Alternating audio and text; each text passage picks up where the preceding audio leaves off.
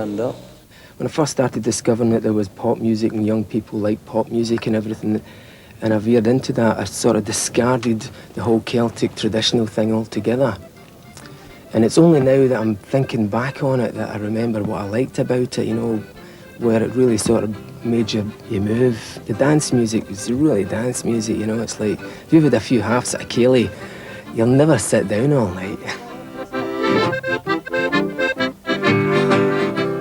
It's very difficult to describe chemistries, and we pretty much have one. There's been 3 guys together for like, you know, 11 or 12 years, and we've been friends for like maybe 20 years.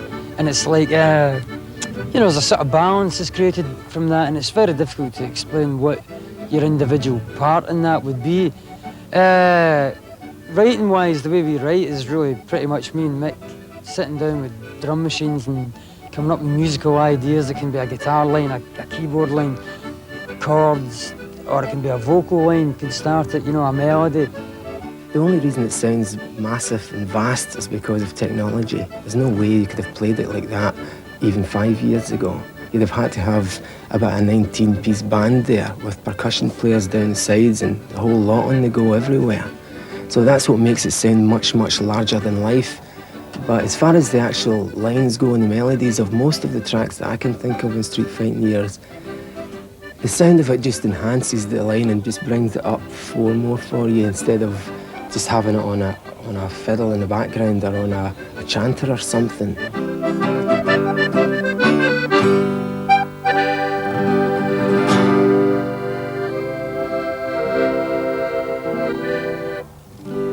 I can only think 1 or 2 disadvantages of being on the road, or 2 real problems of being on the road. And the main one must be the fact that when you go on tour, you say bye to family and friends, and trying to keep a sort of a relationship going there is very, very difficult. Or just the every day-to-day dialogue thing. I mean, my own kid went to school for the first time last week. It was a blow going on stage that night, knowing that I wasn't there to pick her up for school afterwards. It was a real blow. But there was a kind of feeling inside our band that as soon as you sell somebody a ticket, you sort of made them a promise. You promise to put on a good show, you promise to turn up on time, you're going to try and make it sound good and look good. But even more than that, I think our fans now, they come along expecting it to be good. That's the reputation we have. We have to make it be 2, 3, 4 times as good as they had thought it would be. As long as you're well rehearsed and you've got confidence in your fellow members that they'll get their bit right, then you just get your bit right and you can feel comfortable with that. You sort of just get on with it, and it's much the same as playing to maybe a couple of hundred. It really is. And in fact, sometimes playing to about 12 or 15 people can be terrifying for me, especially if you're just on your own or with one other musician. It's really difficult doing that. It's much easier, half a dozen of you giving it laldy in front of 20,000.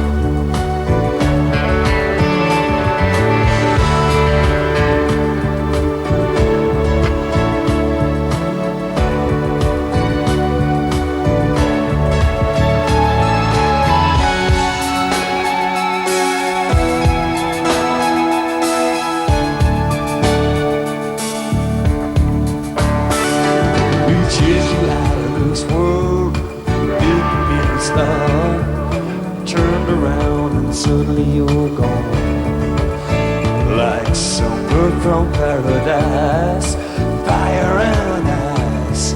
We turned around and suddenly you were gone, gone, gone. Someone's a hole inside.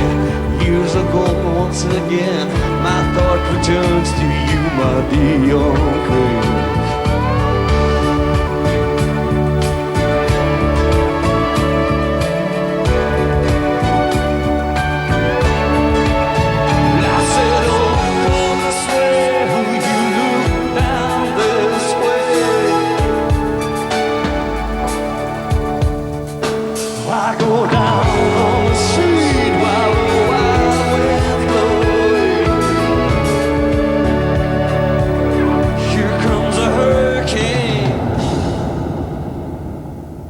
our whole thing is very organic.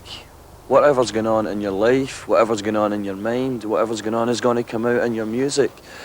So it's not like on the last album, we didn't sit around a board and say, let's have a heavy political album. It just turned out that way. If in fact you look back over the history of how Artists Against Apartheid came into being, some black South Africans put on a tremendous concert to mark Mandela's 65th birthday. Jerry Dammers, who was then in the Specials, came along, saw it, and that motivated him to get involved in producing Free Nelson Mandela. When Free Nelson Mandela had the impact which it did, so he tried to get together with other artists to form Artists Against Apartheid. When that began to have a big impact, as we saw in '86 when we had that huge open-air free concert at Clapham Common, we were looking at ways in which we could move forward.